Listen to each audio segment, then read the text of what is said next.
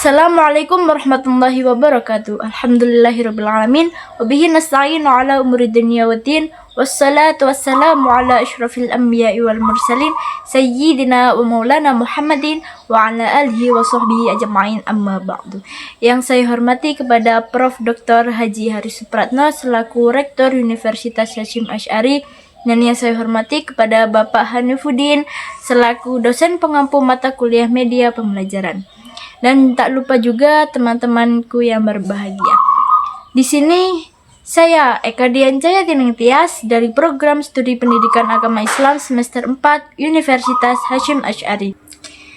Di video kali ini saya Eka Dian Jaya Tining Tias akan menjelaskan materi mengenai fungsi jenis dan karakteristik media pembelajaran.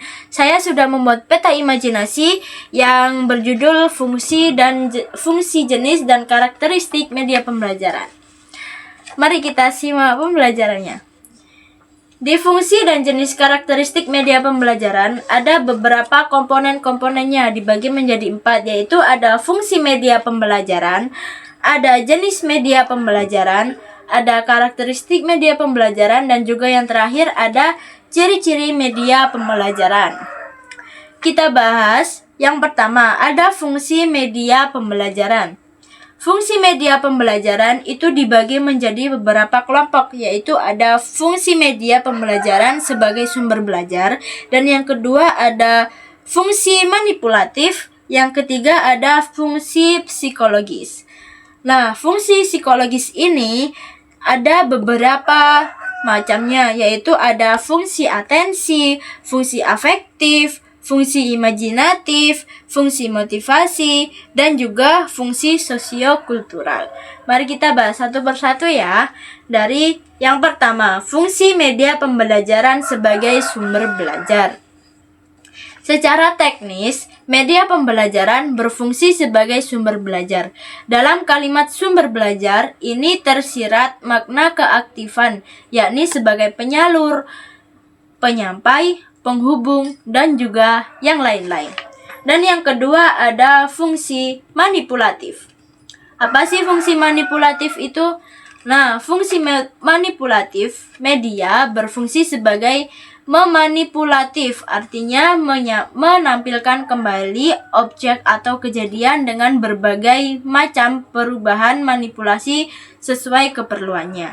Dan yang ketiga ada fungsi psikologis.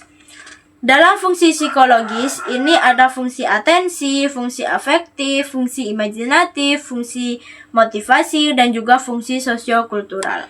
Kita bahas yang pertama ada fungsi atensi. Fungsi atensi itu yaitu terdapat di media pembelajaran, dapat meningkatkan perhatian atau attention siswa terhadap media yang diajarkan oleh seorang guru. Dan yang kedua ada fungsi afektif. Fungsi afektif artinya menengah perasaan, emosi, dan tingkat penerimaan atau penolakan siswa terhadap sesuatu yang telah diajarkan oleh seorang guru. Dan yang ketiga ada fungsi imajinatif.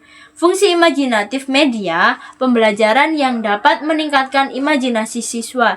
Jadi kita seorang guru harus mendapatkan imajinasi seorang siswa itu bagaimana. Dan yang selanjutnya ada fungsi motivasi.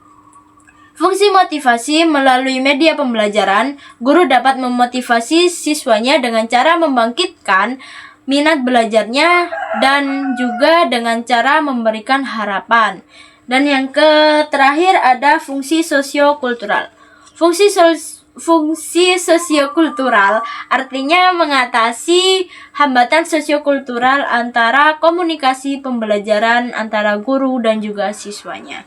Dan yang kedua ada jenis media pembelajaran.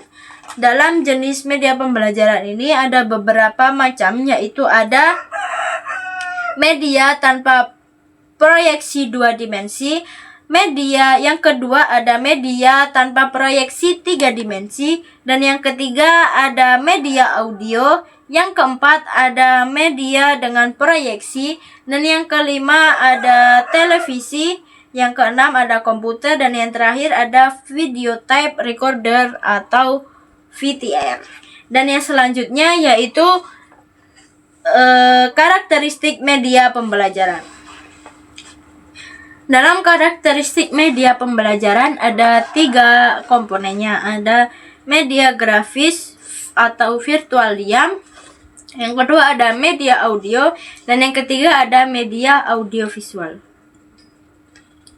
Media grafis itu dibagi menjadi 10 komponen, yaitu ada gambar atau foto, yang kedua ada sketsa, yang selanjutnya ada diagram, terus bagan, selanjutnya grafis, dan yang selanjutnya ada poster, yang setelah poster ada display board, dan selanjutnya ada benda asli dan benda tiruan, dan yang selanjutnya ada media proyeksi, dan yang terakhir ada media audio visual. Nah, yang selanjutnya yaitu D, ciri-ciri media pembelajaran. Ciri-ciri media pembelajaran ini ada 2 pakar, yaitu yang pertama ada menurut Oymar Hamalik, dan yang kedua ada ciri media menurut Glender. Yang pertama, media menurut Oymar Malik. Media menurut Oymar Hamalik. Menurut Oymar Hamalik, media pembelajaran secara umum adalah media pembelajaran dikenal dengan pengertian peragaan, yang berarti suatu benda yang dapat diraba, dilihat, didengar, dan juga diamati melalui panca indera. Dan yang selanjutnya ada ciri media menurut Glender. Apa sih menurut Glender? Nah, ciri media menurut Glender, berdasarkan pendapat Glender, ada beberapa ciri media ciri-ciri mengapa media digunakan dan hal apa yang memungkinkan guru tidak mampu menggunakan media, yaitu diantaranya ada 1 ciri fiksatif, dan yang kedua ada ciri manipulatif, dan yang terakhir ada ciri distributif. Mungkin itu saja yang dapat saya jelaskan mengenai fungsi, jenis, dan karakteristik media pembelajaran. Mungkin cukup sekian. Apabila ada salah kata, salah perbuatan, atau apapun itu yang kurang mengenakan di hati, saya pribadi meminta maaf yang sebesar-besarnya. Ihdinas siratal mustaqim, wabillahi taufiq wal hidayah, waridha wal inayah. Wassalamualaikum warahmatullahi wabarakatuh.